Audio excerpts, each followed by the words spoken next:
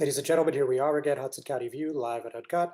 I'm your host, the man of the hour, too sweet to be sour, John Arhitis, and just wanted to bring you, of course, the latest in Hudson County news. So this week has been extremely busy, as you guys may have noticed. A lot of people trying to resume their everyday lives the best that they can, and that has certainly led to some topics that go well beyond the coronavirus. So let's get into it. First of all, we're going to talk about a West New York fire that displaced dozens of residents. The latest tally released by the town yesterday was 53. So thankfully, there were no injuries. And we're going to tell you all about that as this show goes on. We're also going to talk about the latest development between Hudson Regional Hospital and CarePoint Health. The latest chapter there saw Bayonne Mayor Jimmy Davis come out with full-throated support and endorsement of Bayonne Hospital LLC. That's BMC Hospital LLC. A lot of them refer to it as the Bayonne Hospital LLC, a group run by some of the principals of Surgicorps. So we're going to talk a little bit about that. We're also going to chat about a virtual town hall that was hosted by Hudson County Prosecutor Esther Suarez. Of course, there was a lot of conversations about use of force, police training, and also about the now seemingly infamous incident on Bostwick Avenue in Jersey City. So certainly that's something that we want to give you some more details about. We're also going to chat about the Hudson County Democratic Organization giving a full-fledged endorsement for their presidential candidate. I think you could guess who it is, but we're going to talk about that nonetheless. And we are also going to have a discussion about last night's Hoboken Council meeting. Despite just one agenda item, amazingly, they still managed to go almost 3 hours. So we're going to discuss what that means for their upcoming budget and beyond. But for now, we're going to take our first commercial break. Burns Brothers Memorials, Monuments, and Markers, 787 Tunley Avenue, Jersey City. Hudson County's only monument maker, serving all faiths and cemeteries. Design, studio, and large inventory on site. Cemetery inscriptions and custom orders welcome. Burns Brothers Memorials, Monuments, and Markers, 787 Tunley Avenue, just south of Secaucus Road. Craftsmanship that will last for all eternity. Burns Brothers, Jersey City, Albert H. Hopper, North Arlington. Visit us on the net. Consumer Carpets, 3408 Kennedy Boulevard in the Jersey City Heights, your one-stop store for residential and commercial floor treatments. Carpeting, linoleum, tiles, laminates, hardwood floors, area rugs, remnants. All major brands, all in stock. Free estimates, same-day installation. Consumer Carpets, it's savings, selection, installation. Credit cards and debit cards accepted. Financing available. Consumer Carpets, price to fit your budget, installation to fit your schedule. On the net at consumercarpets.com. Consumer Carpets, Jersey City, 201-792-2712. The Jersey City Medical Center, you know it for its award-winning, life-saving ambulance service. It's also your health hub, with health and wellness locations staffed with certified professionals all through Hudson County. The Jersey City Medical Center, here to help you with your healthy, here when you need us the most. The Jersey City Medical Center. Visit us on the net to learn more. Jersey City Medical Center, Robert Wood Johnson, Barnabas Health Facility. Let's be healthy together. Hudson County View, live at Uncut, John Arhitis. And first of all, we want to bring you to West New York, and we want to talk about a fire. That was a massive 3-alarm fire that took place on 54th Street yesterday. So while this blaze only burned for about an hour, thanks to the great work of first responders, of course, notably the North Hudson Regional Fire and Rescue, there was still a tremendous amount of damage done. And we have 53 people displaced as of about this time yesterday afternoon, maybe a little later, but about 53 as of approximately 24 hours ago. So for those of you that are watching the clip for the first time, as you can see, there was a pretty significant fire that broke out. The cause is still under investigation, and we will certainly keep you updated when we get the determination of what caused this blaze. But for the time being, all we know is that the Red Cross and the West New York Office of Emergency Management are helping on anybody that has been displaced. So let me tell you what the town spokesman, JP Escobar, sent to us. He said at this time, like I said, that was about this yesterday afternoon around the same time we are now. 53 people have been displaced from their homes. They were temporarily transported to the West New York Middle School, waiting to be transported to a hotel. And other than that, there's really not a whole lot that is known. Obviously, this was a fire that caused a lot of smoke. This is something where a lot of people were pulling out their cell phones and recording. And of course, this led to a lot of streets being closed. but it was called a third alarm immediately because there was a significant amount of fire and the smoke was 100 feet in the air. That's according to North Hudson Regional Fire and Rescue Chief Frank Montagne, who spoke with my colleague Corey McDonald, who was able to make it onto the scene in short order.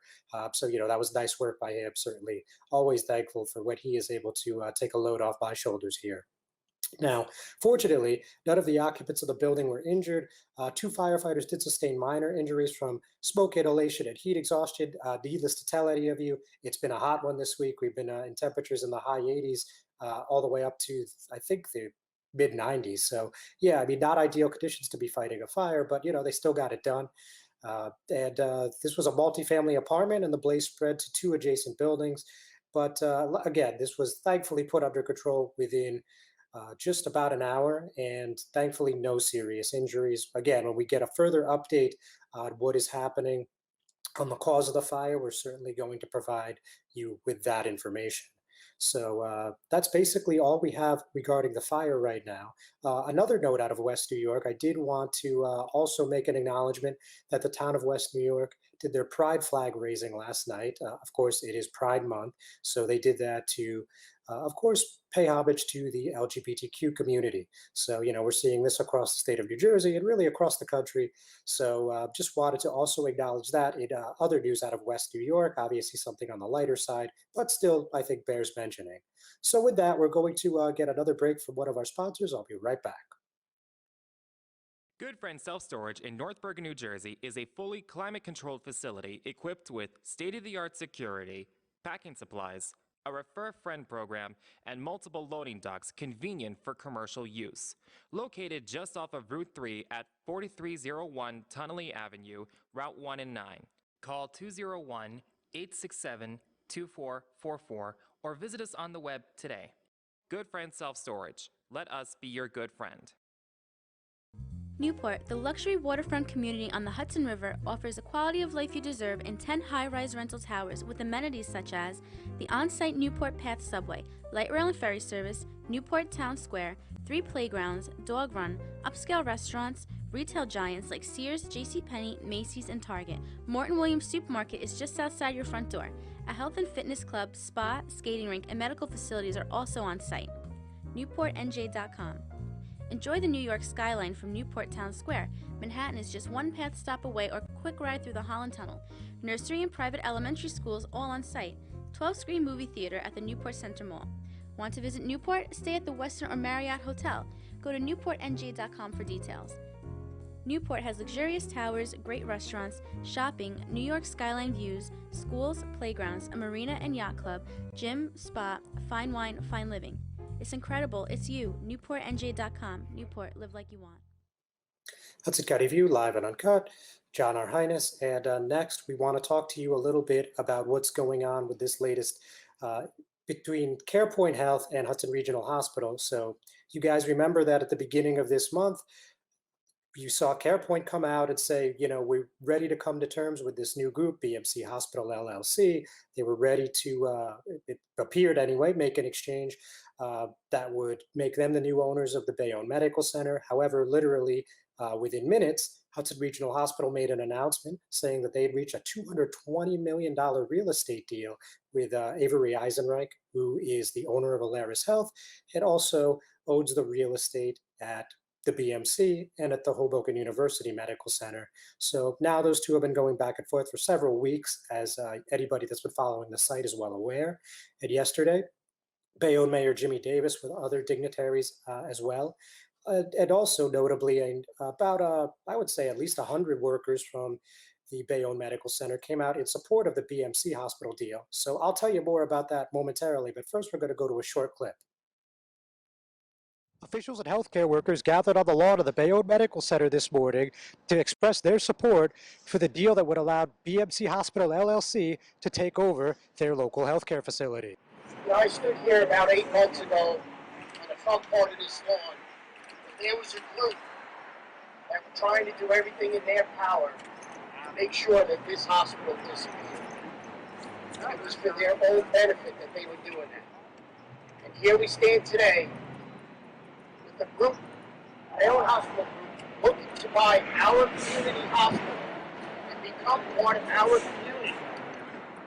And keep our hospital open. And I'm here to tell everyone down in the Department of Health that we stand behind them 100%. As we hear of possible future viral resurgence in the news, this land and building has never been now to this community. This property cannot be treated like some ordinary piece of land that is bought and sold for millions in profits, but needs to be treated for the medical sanctuary for the citizens of Bayonne that it is. We ask that our legislators keep that bond and move swiftly in guaranteeing the future stability and existence of the history of this building as it serves our community in their times of need. It was an 11th hour deal. That's all it was. Where it came from, what it is, what the parameters are, I don't know. What I do know is that the Bayonne Hospital LLC negotiated, wrote a deal, did a deal, and that deal is sitting on Department of Health's table right now, and we're telling Department of Health that we are behind that 100%. I'm John Hudson with the Hudson County View, the eye of the community. Hudson County View, live and uncut, John R. Highness. So obviously you just saw Bayonne Mayor Jimmy Davis and a few others speaking about the BMC Hospital LLC deal and CarePoint Health. So the future of the Bayonne Medical Center remains very much in limbo, but I think there's no secret now where Mayor Davis stands. I mean, like you just saw, he's been quite unabashed on which deal or which entity he's in support of. And, you know, he took some shots at the Hudson Regional Hospital, as you could clearly see. And he said it's an 11th hour deal. That's all it was. Where it came from, what it is, what the parameters are, I don't know. What I do know is that the Bayonne Hospital LLC negotiated, wrote a deal, did a deal, and that deal is sitting on the Department of Health's table right now, and we're behind it 100%.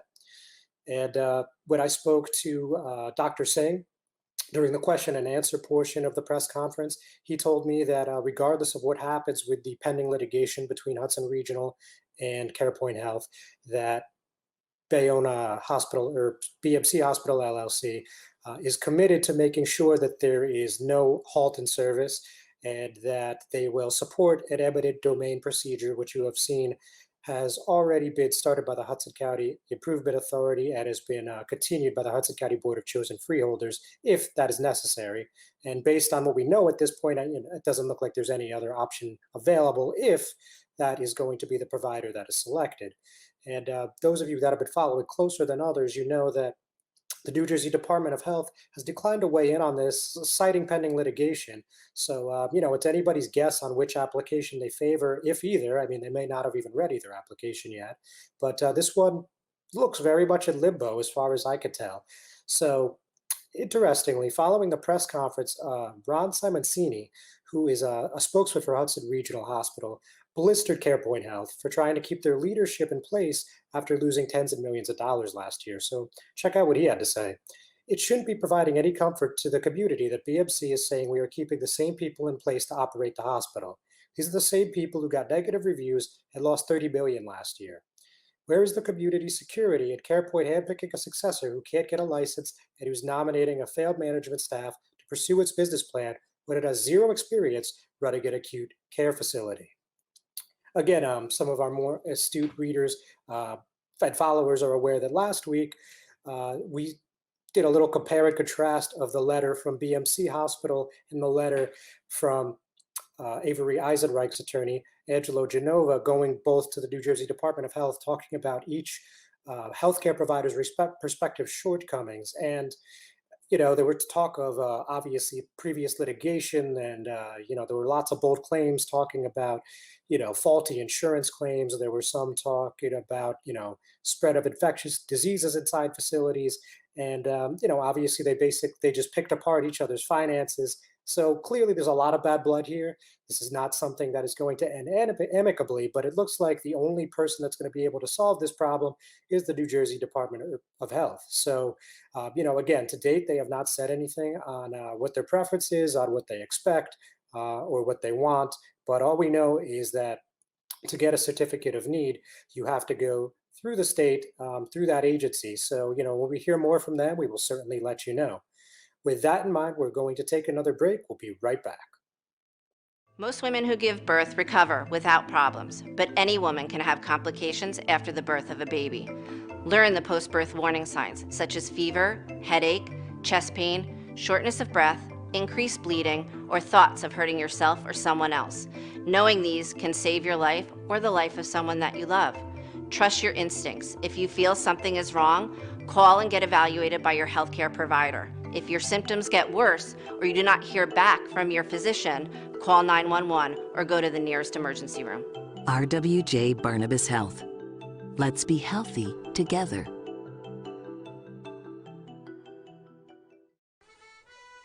Pinto Properties, Jersey City.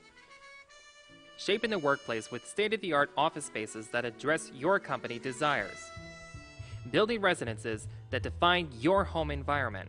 Adjacent to all modes of transportation with on-site parking available. The right address, the right lease. Call 201-521-9000 or visit online at panapintoproperties.com.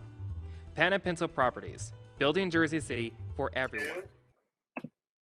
Hudson County View, live and uncut, John R. Highness. So now we're going to switch gears and we're going to talk a little bit about what's going on in law enforcement locally. And as I mentioned at the top of the program, Hudson County Prosecutor Esther Suarez and other members of her office held a virtual town hall on Monday evening. And that was Tuesday evening. And they discussed, again, use of force. They talked about police brutality. And we also talked about that incident on Bostwick Avenue in Jersey City. So there's a whole lot of angles here. And it was a long meeting, went over 2 hours. I think it was about 2 hours and 15 minutes in total. But, let's just start at the top here. So at the beginning, we saw Jersey City NAACP President Nathaniel Legay ask if the Hudson County Prosecutor's Office is provided with a list of officers throughout the county who are, as he called them, repeat offenders, obviously officers that have engaged in multiple instances of misconduct. And Hudson County Prosecutor's Office Assistant Prosecutor Pete Stoma responded in kind, and he said, "There's not a list compiled of repeat offenders. What there is a detailed record, and all that information does exist in files. We don't create lists and disseminate those lists, but all that information, pursuant to the State Attorney General guidelines of the internal affairs process, exists." So he made note of that, and you also heard him say, for those of you that tuned in, or the few of you that were able to attend, while it was a virtual town hall, they did open it up for a limited amount of public access. So there were, I would say, maybe 24 people in the crowd. But anyway, for those that were able to follow, he also talked several times that there were many hurdles in disciplining police officers here in New Jersey. And here's just one example. In terms of disciplining officers, there are hurdles. I'm not saying it's impossible. I'm not saying we can't do better under the present system. What I am saying is that there are hurdles, legal hurdles, to be able to suspend and fire officers. And he noted that in every police department in New Jersey, anytime a complaint's filed against an officer, there is supposed to be documentation by the internal affairs unit of that respective department. So, something to keep in mind, obviously. And, this obviously led to a lot of people talking about specific instances. Somebody in the crowd, Ashinia Johnson, brought up that there was a public official that got a DWI and ended up losing his position and ended up losing his job as a result of that crash. While meanwhile, there are officers that have engaged in similar conduct and, are able to retain their public employment. So we didn't really get a clear idea of why that is, other than that's a case-by-case examination by the prosecutor's office. But the one incident that I think a lot of people showed up to talk about, particularly from Jersey City, was again about this Bostwick Avenue street fight where we saw one officer use his police baton on a few people in the crowd there. That was obviously a large group. I mean, some people said it was upwards of 100. It looked to be certainly over 50. I didn't individually count each and every person, but it was definitely a pretty large and unruly group. But with that said, we do know that there's police body camera footage from that incident. It has not been publicly released. I have personally submitted an Open Public Records Act request. I've been put on multiple extensions. The latest one, I think, was just last week for another 30 days. You guys may be familiar that due to COVID-19, there is a state parameter that no longer requires any municipality in New Jersey here to provide a records request in the 7 business days that they're usually mandated to do. So with that said, Chris Gadsden who you guys know is a former Ward B councilman in Jersey City, and he's also now the NAACP PAC chair. Uh, just basically laid out why he thinks this process, in this particular incident is unfair. He said there's no justice at all. The same officer who used a baton in that incident is currently right now on the streets, patrolling the streets. And anybody who knows what happened at Bostwick Avenue, just imagine the psychological pain for somebody who saw that officer who beat on them is still on patrol. So you guys remember again when this was fresh at the beginning of May, Mayor Stephen Fulop, you saw Public Safety Director James Shea and Police Chief Michael Kelly call a press conference at the Public Safety Headquarters, and they said that upon review of the information they had in front of them, which included some video, that they thought the officers used a great deal of restraint because somebody tried to grab an officer's gun. Now, after that, Gadsden, along with others, including Pamela Johnson, of course, of the Jersey City Anti-Violence Coalition movement, and Frank Educational Gilmore, another activist, they called for Officer Brian Rowan, who used his police baton at the incident, as I just alluded to be suspended, particularly after a viral video that gave a different vantage point of the incident that actually went viral off of Hudson County View's Facebook page, 18 million views and counting. To date, Officer Rowan remains on the force. He hasn't been suspended and is still basically going about his business like any other officer. And Suarez, who had questioned on this when pressed on this, said that they're doing a thorough investigation and she's not going to comment on any of the videos or anything else that has emerged from this incident until the investigation is closed. So just to give you another quote from her, this is when she was speaking to Chris Gadsden. She said, "I said to you, and I'll continue to say to you, we're going to take as long as we have to make sure we get it right. We're reviewing every single video. We're talking to every single witness and talking to everyone that we have to. That's why it's taking so long. And I get that it's taking a long time. I'm saying, when are we moving this along?" And, interestingly, she did make a commitment to Gadsden and others to have a sit down with them to review the footage that Mayor Fulop and those other officials were able to see. So, I would certainly love to be a part of that. I don't think that's realistic, of course, but it sounds like we're slowly inching towards the time when that police body camera video is going to be released. Now, as I just mentioned, Educational Gilmore was present, and he brought this up again later in the meeting, and Suarez reiterated that no decisions have been made. And around this time, Police Chief Michael Kelly showed up, and he actually weighed in a little bit, but he talked on the broader aspects of policing. So let me tell you a little bit what he had to say. So he said, "I have not had any discussions with the HCPO about that video. I have to look at it line by line. What is the officer's training? What did he do? Next line, what is his training? What did he do?"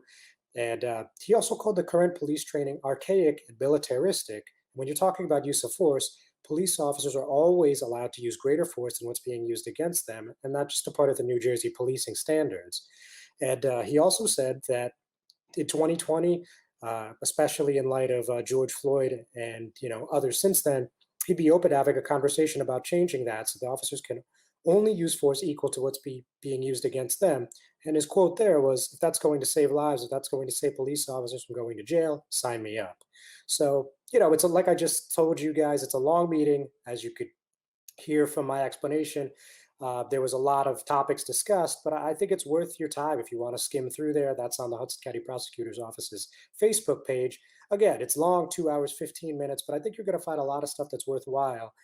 And on a related note, a lot of people are asking me, well, what is the Hudson County Prosecutor going to do about police discipline? We saw in Bergen County, the prosecutor there asked all of the municipal departments to release their discipline records for the last 20 years. So to answer your question, first of all, the Hudson County Prosecutor, Esther Suarez, she said she hasn't made a decision yet. However, there was a ruling by the state yesterday following an injunction filed by the Patterson Policemen's Benevolent Association. And that is basically putting New Jersey Attorney General Gubir Gruayal's order on hold, meaning that until a decision is made on that court filing, that there will not be any police disciplinary records released. So with all that said, we're going to do one more. So we're going to take one more break. I'll talk to you in a few. Rama Jewelers, located in the Lyndhurst Shopping Center at 413 Valley Brook Avenue, Lyndhurst. Come for all your jeweler needs at Rama Jewelers, where you will find a fine selection of necklaces, earrings, rings, and bracelets. Choose from one of our complete sets, our many signature items, or find the perfect engagement ring. Come on down. That's Rama Jewelers at 413 Valley Brook Ave, Lyndhurst. Call 201-939-5784 or visit us online today. You know those times when you need to see the doctor, but you just can't get to the doctor? So where do you go? Go to the App Store, download the Telemed app from RWJ Barnabas Health, and you see the doctor right away. From any mobile device, whenever you want, wherever you are. Quality care, no appointment necessary. The doctor is online when you download the Telemed app. Don't you feel better already? RWJ Barnabas Health. Let's be healthy together. Hudson County View, live at Uncut, John Arhitis. So, gotta go hurry up offense. As usual, it's tough to just cram everything into 1/2 hour, but that's okay. Last night, like I said at the top of this show, the Hoboken City Council voted on first reading to approve a nearly $4.7 million bond with their local library, the municipal library. And they also got a lot of flack from people that were concerned about potential changes to affordable housing regulations. So, in a nutshell, the measure was put up by the administration, and that was a $4,660,140 bond that would allow for renovations and improvements at the local library. And of course, that would also help the city close their budget gap. Now, we've heard people talk about a budget gap that goes as high as $20 million. And this was the first color that the city council got on the budget. So let me talk a little bit about that. There was a presentation by acting business administrator Jason Freeman. So he said early on that all in all, when you take the existing shortfall we have, combined with the reduction of surplus in year over year and the added expenses related to COVID, we're looking at an impact to the overall operating budget of close to $20 million. Now, he continued on and said the cost-saving measures, as you guys obviously know, there were layoffs, combined with revenue, we saw a little bit over $10 million in savings in revenue. Where does that leave us? I mentioned that we had a $19.8 million related to the budget impact overall, plus $10.9 million in savings in new revenue, which leaves us with a budget gap of about $8.9 million. Now, he brought it all home by saying, if we move forward with the bonding, that's about a $4.6 million transfer overall. So if you take the $8.9 million, reduce it by the $3.3 million of added surplus, reduce it again by a $4.6 million transfer, we're left with a budget gap of about $1.03 million. So there you have it, $20 million deficit to about just over $1 million in what was that, maybe 60 seconds? So yeah, you should probably watch the video, but that's the long story short. And it was a close vote.